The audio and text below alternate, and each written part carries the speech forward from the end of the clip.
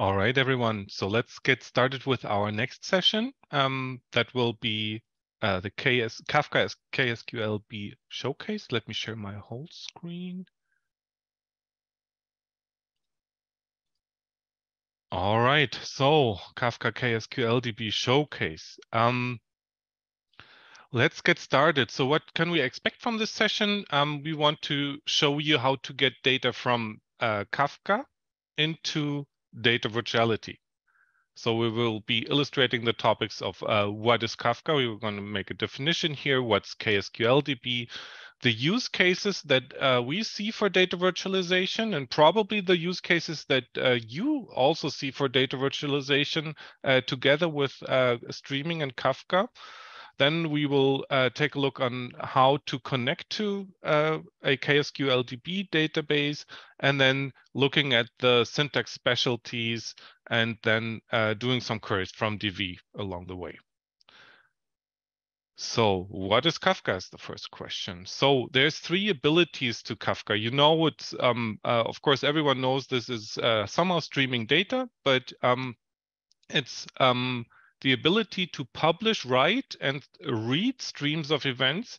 And that means continuous import and export from of data from other systems and vice versa. So you can use it to transfer data. We are using a different approach at Data Virtuality.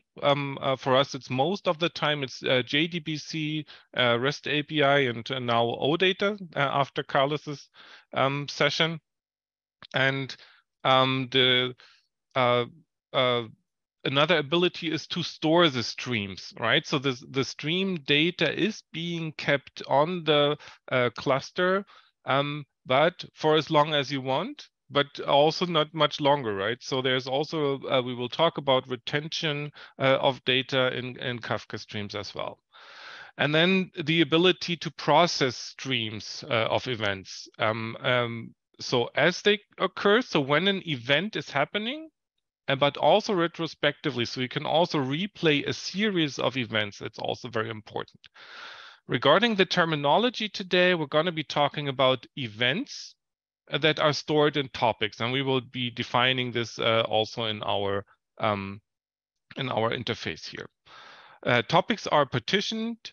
And now let's, after we took a look at the abilities and the terminology, now let's take a look at the challenges for data virtualization. As I was already mentioning, we do it a little bit differently, the way we transport data, and usually the events, they are active, right? So someone is publishing somewhere, it's writing to a destination, so we should actually react, but we are more or less a passive system, because from your knowledge also of data virtualization and data virtuality in particular, you would issue a query, you would run a command or a procedure, and then DV would gather all the data and give you a reply, or give a reply to another system, or move the data that is coming from there. But for an event, and if you look at Kafka with probably many events, it's not really an approach, or it's a challenge we have to face. So another one would be, if we are querying some Kafka entity, if we're querying a Kafka stream, then new events would be coming in, and we will see this in the ksqlDB interface. It basically shows you streaming results, and new events as they're happening are displayed on the stream. But for us, we do have a streaming results set, but usually when we display them, or when we need to write them, there needs to be a certain transaction around it so that it's finished, and we can say we now have all the data, or we now put all the data into the destination where we wanted to write it to. And another challenge for data virtualization, if you're now saying we can just consume data from Kafka streams because there is a retention for them, there's also a retention period where the data disappears. So we also need to be dealing with this as a challenge in data virtualization. All right, so let's talk about the use cases. So the use cases are first the use cases for Kafka itself. So I took this from the Kafka website, and now it's some exercise for you guys, and I hope I will get some replies. What would be your use cases? So what would you see as a use case for data virtuality together with Kafka? Please write them into the chat right now. If there's no chat available, Nadine, I don't know if we have enabled the chat, but there's definitely Q&A available. Right. I'm not sure if we can chat with each other, but definitely Q&A is available. So please write your use cases into the chat right now if you have any.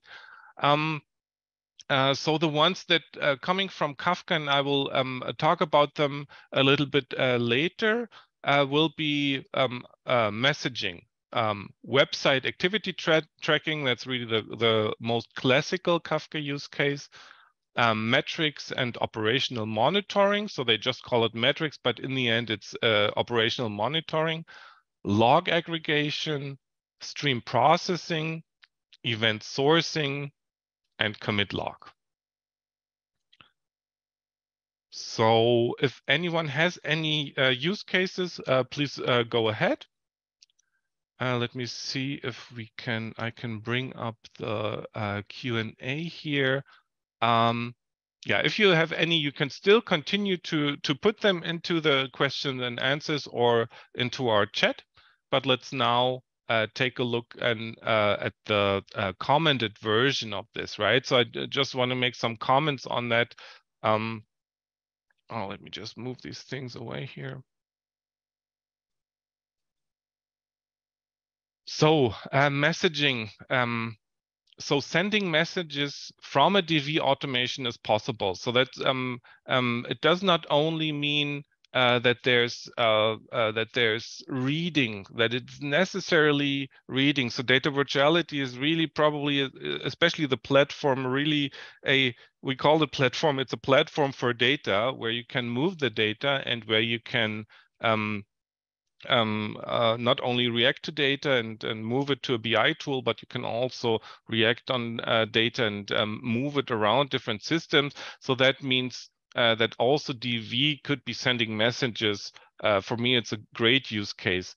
A website activity tracking, that would be the most classical Kafka use case. We would join this to the data we have, because for us, most of the time, it's integration is the question. So we would integrate into this tracking and correlate this, for example, with shopping or information on the users, and then send out reports based on that. So Sebastian here put one use case in, so that would be continuous materialization of changes in DV. So that would be kind of some CDC, and I can also will comment on that after the other ones. So metrics possible in a pull configuration, so we can pull like things like the events that happened in a set of machines, and we could also emit metrics from DV. So we got our own measurements, the query performance log, for example, where we can send performance data to somewhere else, to a central entity that would be looking at the general health status of all of them. Log aggregation, so abstraction for log files, not sure if I see much of that. Stream processing, for me, it's a very large use case, because we can integrate the results of processed and aggregated streams, right? So the data is happening, and we can, for example, look back at the window in time and retrieve this data and then join it to our data. So that is a great integration use case where we probably also can build some dashboards and feed them. So event sourcing is where the state changes are logged as a real-time ordered sequence of records. So probably a little bit in the direction that Sebastian is going. And But again, it's probably about log data, so it's not about moving data really. And finally, a commit log, so external commit log for a distributed system. Probably also in the tough to implement this in the style of a data integration with DV. So regarding the use case that Sebastian wrote here, continuous materialization of changes in DV, that would go into the direction of a CDC connector. So change data capture, being able to materialize data, yes, and basically into our analytical storage, for example.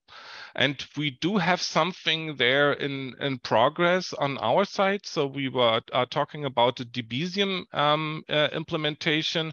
And this is also if you want to materialize data from a Kafka stream, just basically replicate the results into that or replicate the events into a database, then you would also be using Debezium. So that is our approach. But we will just put this in, and we will also take a look at this use case on our side if we can implement this with a Kafka connector, with the ksqlDB connector. So thank you for this good use case, and we're going to take a look at this later on. Okay, so has been answered. Let's move on. So what is ksqlDB? So this is part of the Confluent platform. So this is a Kafka distribution with some extra things. I also installed this here for our use case. I installed this Kafka here on my system with all the different things. We see here a complete distribution here with the command line interface with the control center, the data generator, the ksqlDB server itself, Kafka Connect to connect to external systems, a REST API, the schema registry that stores all the schemas, the broker and the zookeeper. They are taking charge of all the machines and their orchestration here. All right, so we got the Kafka distribution up and running. ksqlDB provides an SQL bridge to Kafka, if you will. So that sounds good for me, right? So because we, especially not only data virtualization, but also data virtuality in specific is an SQL on top of everything.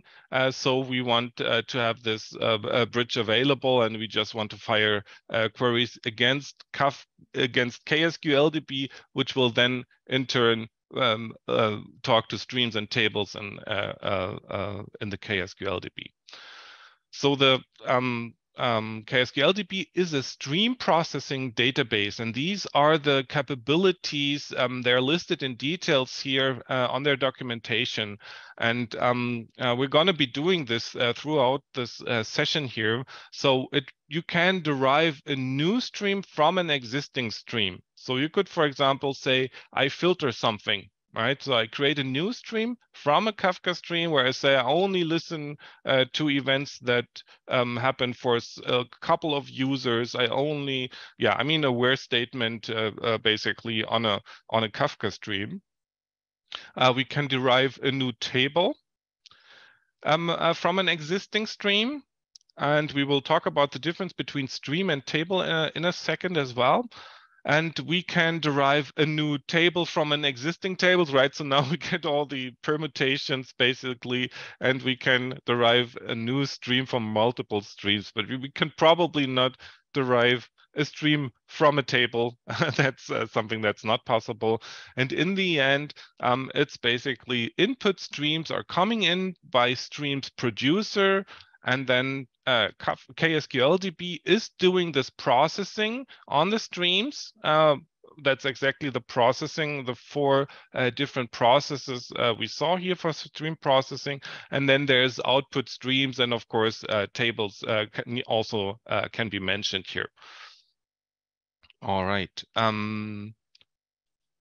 Okay, let's continue. So streams and tables, I promised to illustrate this a little bit so we see the difference, right? So stream is really, it's immutable, append-only collection, right? So it's really a stream, events are happening and you cannot change an event in the past, right? Events are just fired into the stream and they have their timestamp, but they will not change. You will not see an event that replaces another event, right? So you could, for example, have events that show transactions. So of course, someone gets money and then they spend the money again. That would be happening, but this would then be an implicit thing about the balance. So in a stream, data never changes, and you can append rows to the stream at the end, always only at the end of the stream, right? So if there is an event, there cannot be an event inserted that is before that event. And of course, there's no update and delete on existing rows. So now the difference, a table, and we're talking about the table in ksqlDB. And that is a mutable connection that where which models the changes over time, and we need a row key. So we will be seeing this when we create our table. We will need to provide a primary key to display the recent data for each key, right? Data is deleted periodically, so it's a kind of a table is showing the snapshot of the latest data rather than having all the things of a stream in it. And also each row has a timestamp.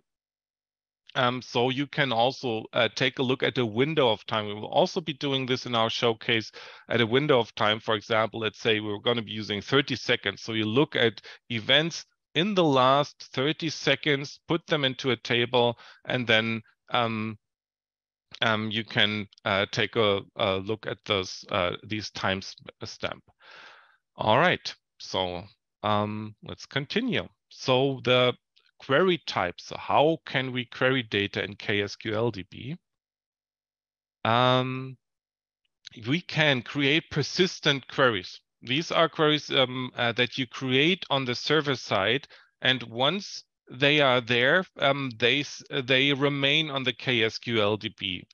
There are also queries that disappear after it, but these ones definitely create a stream or populate a table, and they are going to be remaining. It's not that they are that these are exclusive types, right? So a push query can be a persistent query, for example.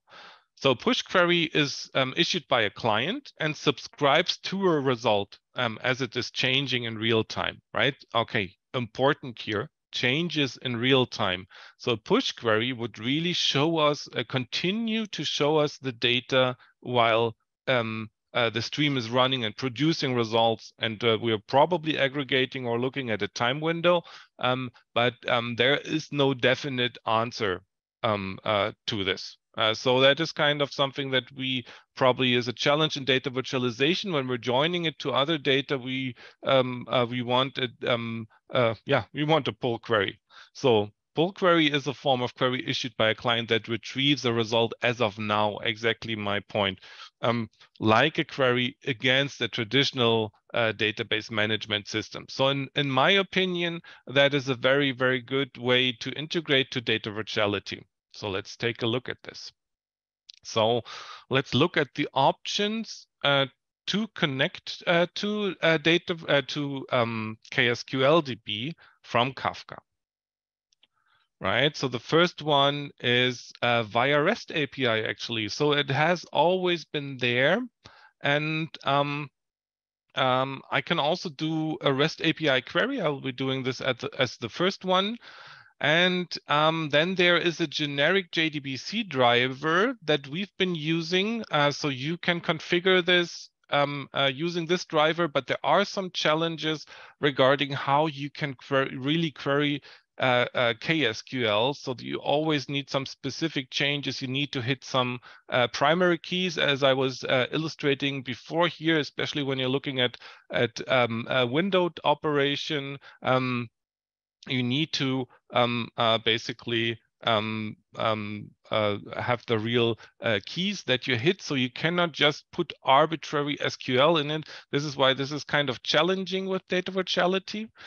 And finally, there's a DV driver now in QA on our side, and that's which is actually implementing this Java client of ksqlDB. It is a Java client for us, so it sits inside the server. You just configure it as we configure it internally as a JDBC driver, but in the end, this one will also be putting REST API queries against the ksqlDB. All right, so let's take a look. Let's take a look at the first option. So REST API, very powerful way to interact with ksqlDB because there's many endpoints. You probably will not hit with SQL or will not hit with a JDBC interface. There's a whole documentation for the REST API there, and again, we have the push queries. You remember this problem, the challenge of a streaming result set, right? So here it says, so I'm doing a quote here, execute a push query by sending an HTTP request to the REST API, and the API sends back a chunk response of indefinite length, right? Again, the challenge where we press play, it probably even works, but you will not ever get a finite reply, and that is a challenge. So what we want is pull queries. Just to illustrate how it works, let's just look into our DB Studio here, into our KSQL demo, and the REST call looks something like this. So let's let me just copy this one, and then we do our let's copy these two probably, and let's use our JSON builder here. Go to a web service.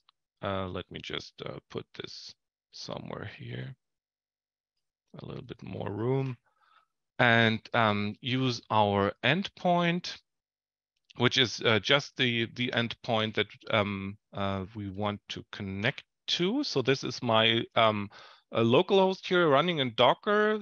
Let's look it up. So 8080 is the ksqlDB server. So we're going to be connecting to this one using REST API, and I think this is also one of the few ways to connect to this.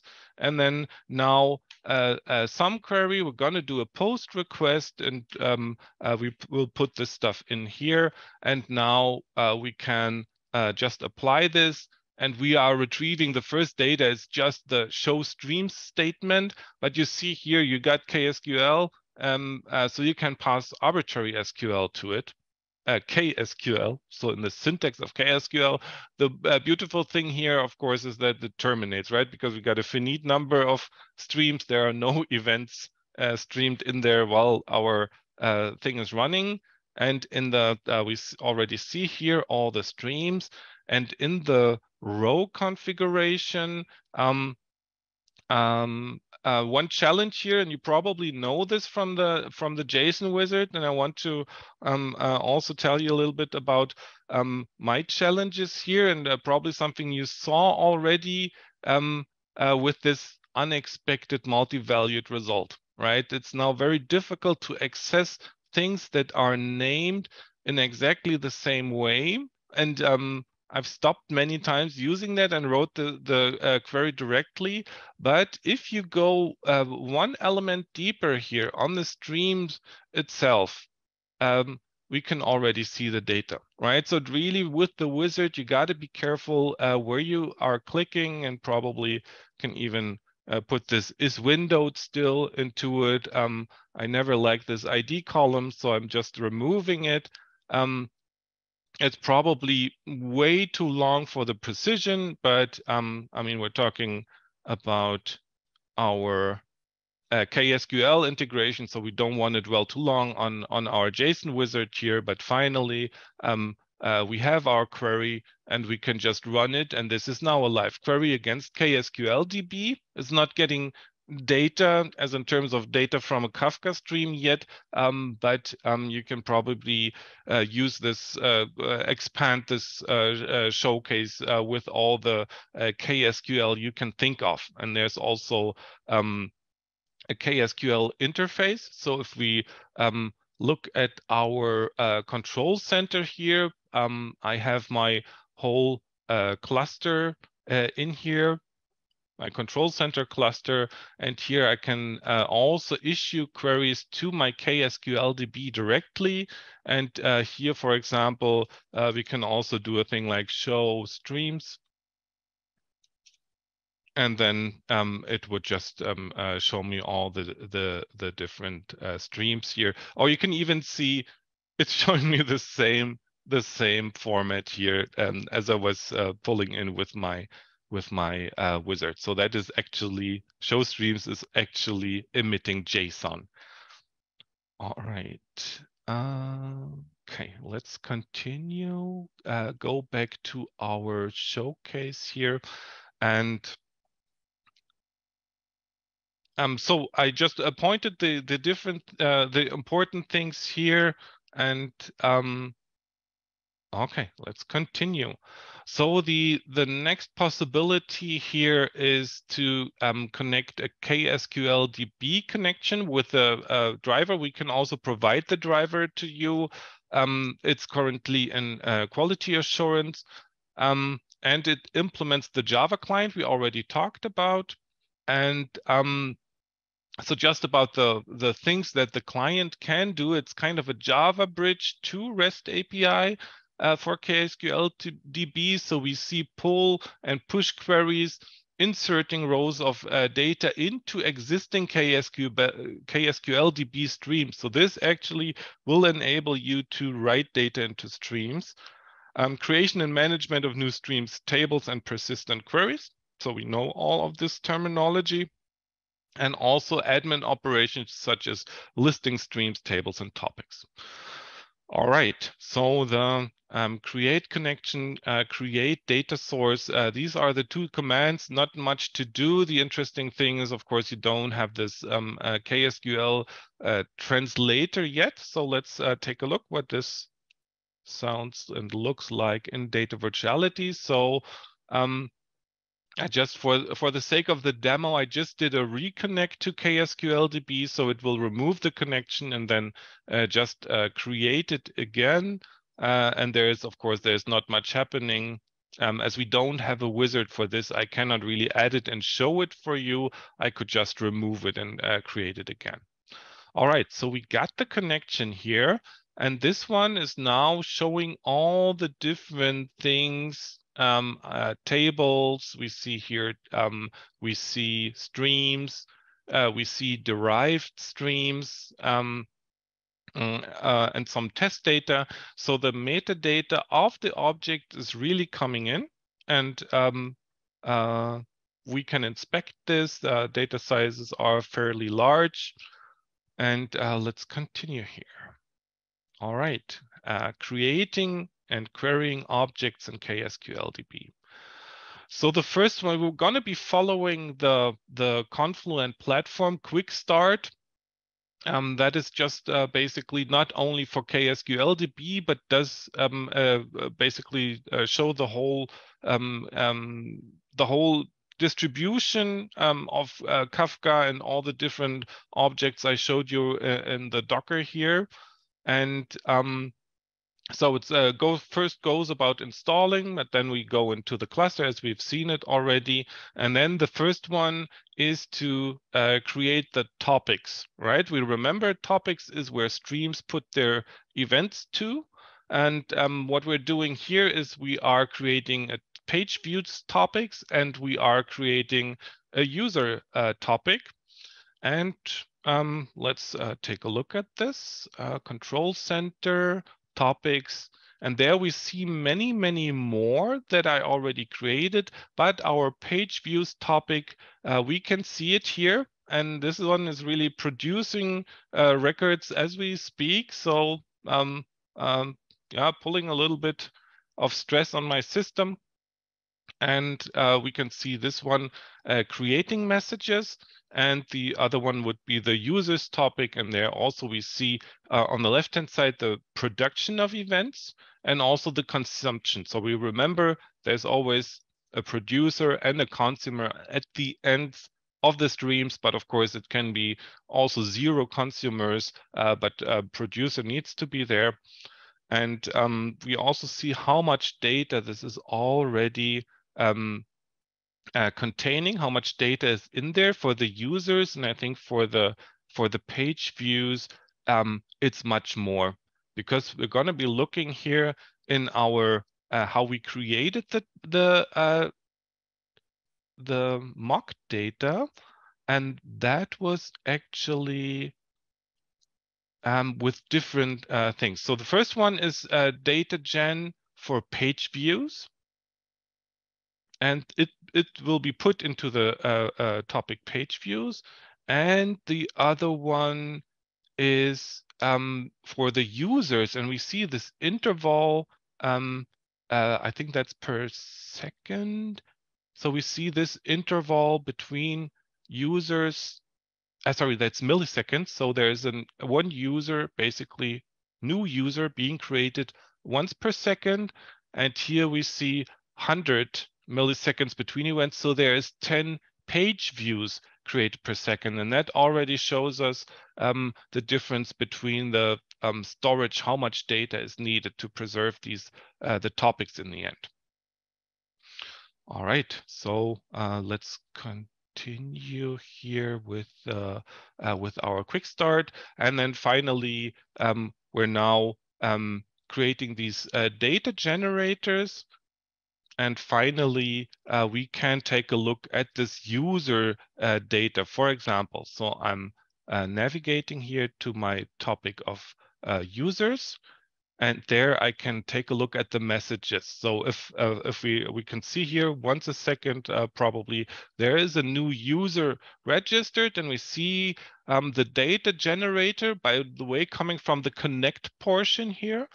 And they are producing these new messages, and I can take a look into them and basically review the key, review everything about a single message here. And as we can see, as the producer is running all the time, it's actually, there is no pause, right? So we never have all the data because it's continuously being pushed into the user's topic. All right, let's continue now with our creating and querying. So here we created this stream page views. We already did this on the I already did this on the system, but we can see here the interesting parameters. So the first one is really we're using the native function, right? Because this is something that is definitely not part of Data Virtuality SQL. So we need a native function to give something, hand it over to the ksqlDB Java client, which will then in turn create the REST API call internally and get the data. In this place, we are not looking at data, we are not retrieving data, but we are issuing a statement. So that already tells us for the second parameter that this can be a statement, query, or stream. All right. So a statement and query are most interesting for us. Stream is kind of difficult. And if we run this statement, it will probably tell me that this one already exists, or it would there's no data coming back, so everything is fine. There was no error with it, and we basically replaced the stream page views stream with the writing to the page views Kafka, and in the format of Avro, which is, I think, JSON as a description and then binary contents. All right. Next one, we can now do a direct select, right? So we have our page view stream created, and now we can go ahead and jump into here, and let's take a look at page view stream. So we see it's running and running and running because this stream is constantly continuing to get results. So let's see if we can limit this. And now, of course, it will be interesting what DV does with this limitation. So the interesting part here is because I limited it, we made it a pull query, and then we can also get a result, right? But you probably now see the challenges of continuous data integration with Data Virtuality versus streams that we don't get a result. Sometimes we get it if it's possible to stream it, so it's kind of difficult. And here we see the limitation. Interestingly, if you remember this, we are selecting this from the statement, and then we're applying the limit later on. For me, that is a little bit surprising because I would imagine the limit being pushed down as we send the whole query to it, but this is the way we are doing it. And if you really want to push it down, if you want the limitation to be inside of the query, you can still use the native command here. So instead of selecting from it and definitely you need to use this limit. We can also use a native connection. That means we push the whole query to the system, to the connection. And if we use the second one here, that would be another way of expressing that. And that's basically, here we see this whole thing a little bit. We need to still unpack it. And that would be the array table function, where you can get out of this array that is being returned from the query, you can put the column names and the column data types on it. So that would be the second SQL here. All right. So are there any questions right now? No questions. Okay, let's continue. So now let's look at this table, at creating a table. So I already said that the tables in ksqlDB need a primary key because they want to be able to answer select statements about the about time frames, for example. And here we are just creating a table that doesn't change anything about it and just gets a table from the Kafka topic users, puts it in Avro, and again, we're using a native command to store this in a statement, and the result will be the same for each query. Now it's interesting if we look at this users table. So first we're going to look at it in our control center. ksqlDB, let's go for tables, users table, query the table. So now again, of course, we see here the stream still producing results because they're coming in and are being inserted on top of the table. If we do this from our Data Virtuality client, though, we will always have the top information here. So let's take a look at the users table here, just query it. And again, we don't instantly get a result. It really depends on how much where the offset is. So there's actually an offset of messages that haven't been consumed. We can see this in the consumer section here. Can actually see for the queries that I created, how many messages behind the system is. And let's now limit this again.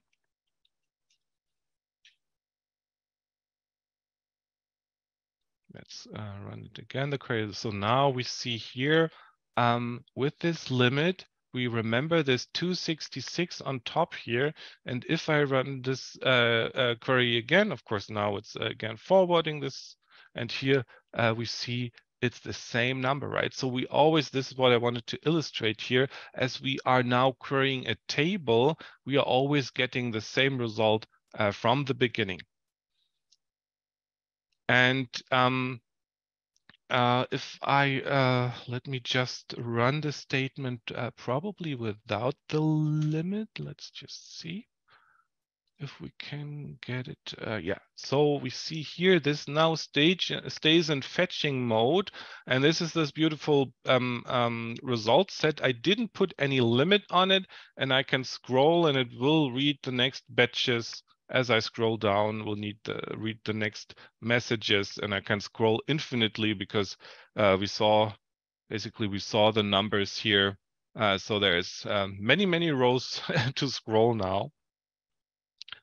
So that is one of the behavior where data virtuality actually can look at a thing or look at a streaming result from this table. But of course, how we wouldn't be able to replicate that, right? Probably by the register time, but a streaming result set is very difficult to catch with our select into or with our job that integrate data. All right, so let's go back to our showcase here. Now, pull queries. So let's take a look at the challenge for the pull queries, right? So I just now want to get data in ksqlDB, and I want to get the data. Let me just paste it here. I want to get data from the users table. So let's just probably do it without the limitation here. We remember. Go ahead. Okay, so we see here from a users table, I cannot really directly query. So I have to use this emit changes. This is something that you hit very often when dealing with ksqlDB, and that basically means the ability of the system to show the changes while the SQL is running, right? It will not stop running until I really stop it. And now, of course, okay, I don't want to have, I want a finite result. And now we see the challenge here. If we run this query now, go ahead.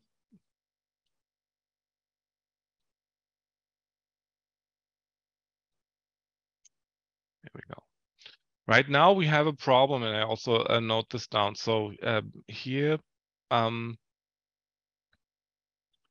add emit changes if you intend to issue a push query, right? So we get this. This is why I was dwelling on push and pull queries in the beginning to have an understanding. And here it says that for a pull query, I need a where statement that includes a key equality expression, like for example, key column equals something. So let's go back to our thing here.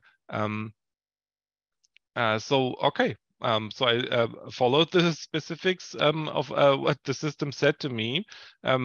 I think this one qualifies, right? Selects everything from users table where ID equals user3. Let's run it. Let's run it with a semicolon in the end. And again, we see the same problem. What I can do here is now create a queryable table. And this is in the end what I did. And this then enabled me, here we go, also to have a table where I can select from directly. But we can see a little bit the difference here on how our ksqlDB connector behaves from DV. It's really a client, while this one issues the statements directly, right? So the select star from users table, it actually worked in DV, while without image changes or without any parameters, it does not work at all, right? It won't let me do that without image changes, but in Data Virtuality, it worked because we internally add this image changes. But then it's a streaming result set, and you basically have to have a challenge to,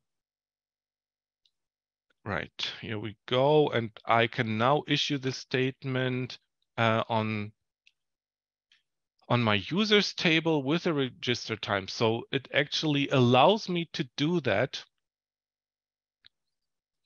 in DV. So it does not really make not all the limitations that we see here in the ksqlDB when querying it directly. Not all of these limitations are present in the Data Virtuality connector as well. Let's move to our next one. So now we are talking about a joint stream, right? So we are now joining the stream. Sorry, we're joining the tables.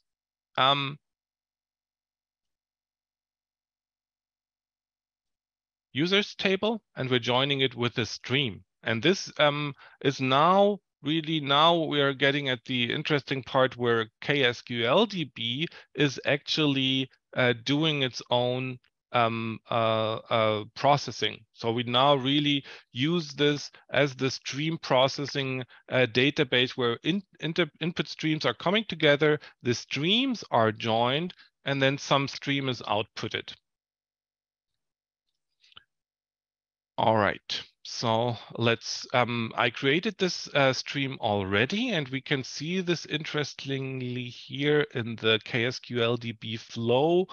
We actually see now the page view stream and the users table in a create stream operation are now put together as user page view, and we can see now this is always a combination of the user details that we already have and the page view. So they are joined, and then we see all the information coming here. So user and page ID going together.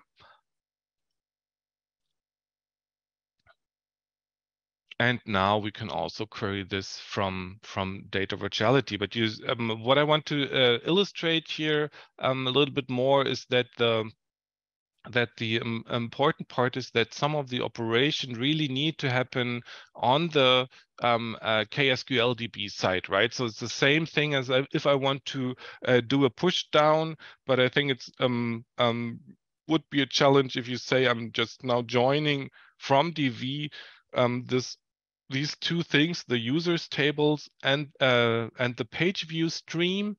If I join them in DV, it's not explicitly creating a new stream. You need to do this. So you need to kind of prepare what kind of analytics you want to do. You can also do aggregation over time or compacted topics and then query them. All right, so let's query this in Data Virtuality. So that's the user page view. And we see here again, I was putting a limit on it because the result basically never ends. And with a limit, I get this information. And if we query again, we see that this is different data each time, right? So we're looking at a stream again, and it's not being written from the beginning as we saw it with a table, but it's really a snapshot in time about 10 different objects here in the stream. All right. Now the other one is right here, the filtered stream, right? So sorry about this. Let's duplicate. Okay. So the filtered stream is now we are still remaining on our user page view stream that we just created, and now we are filtering this stream with a region where region like 8 or region like 9. And this is a derived stream. And again, ksqlDB is doing the processing here. Page views, region like. Here we go. And of course, we would need our limit again for this for the result to appear. And what's going on? And let's take a look at how this looks like on the ksqlDB side. If we now move on further to the right in our stream that we created together here, we see here now the page views region like 89. Now we have a on this first we have the two streams, right? We're consuming them, we're joining them, and now we're applying a filter on top of this. And here now we would only see region 8 and region 9 appear. And then finally we are creating a table from it.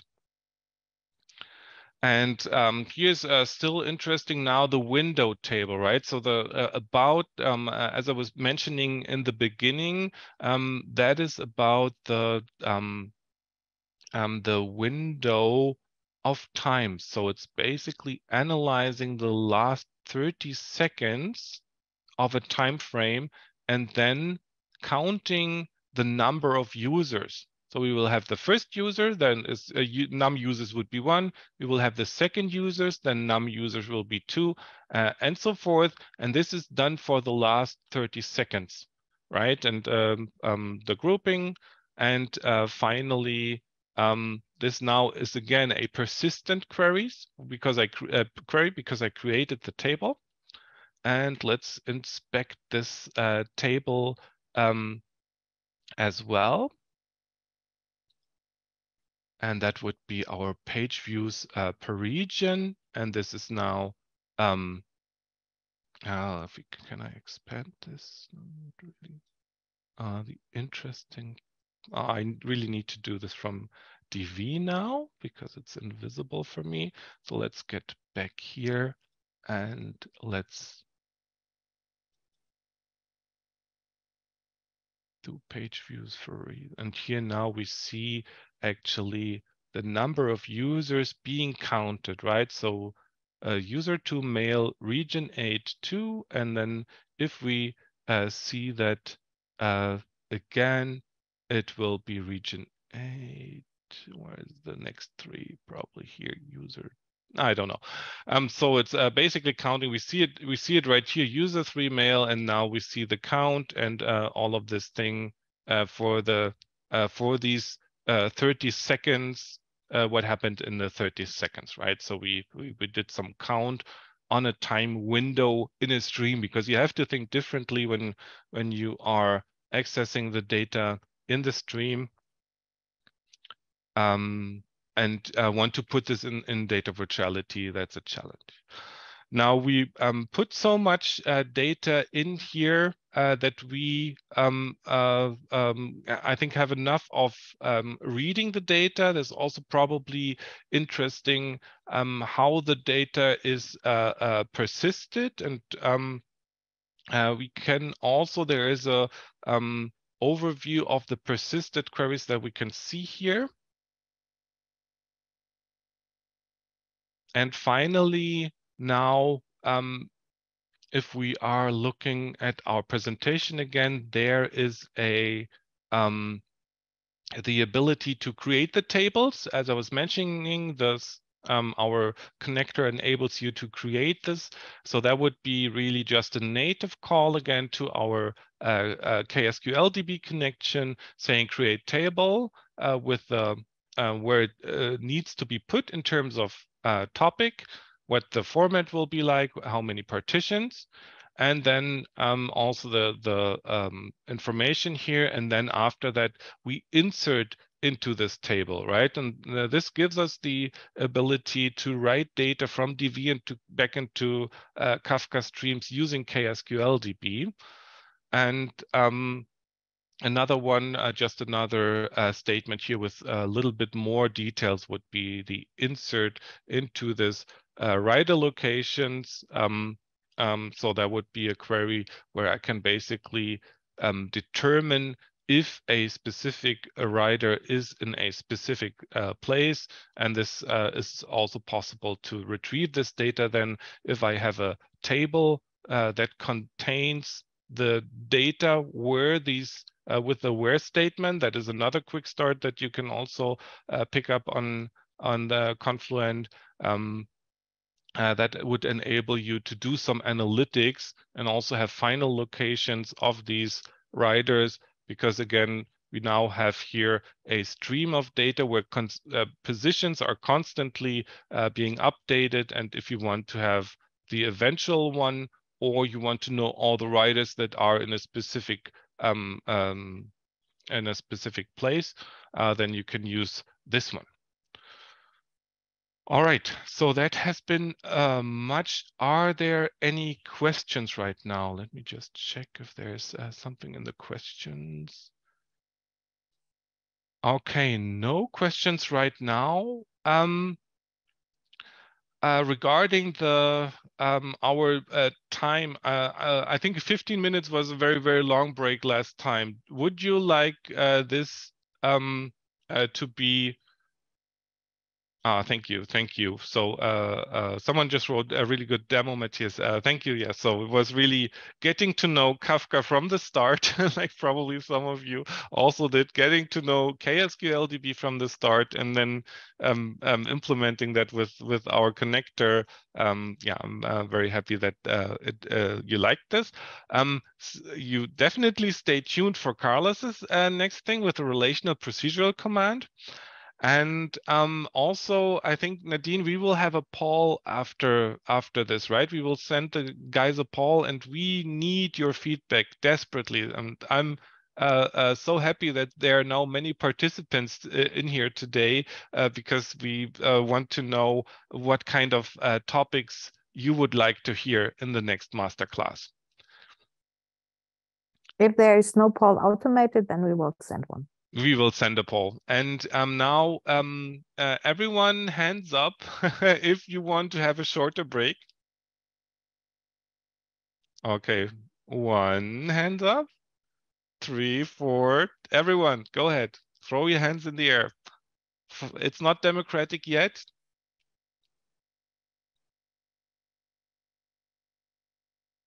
Okay, okay, it's more and more coming in. Yeah, since the hands are being put down again, I think now we have the number. Let's just do 5 minutes if it's okay for everyone, and then Carlos will start. Okay, so let's take a short break, everyone.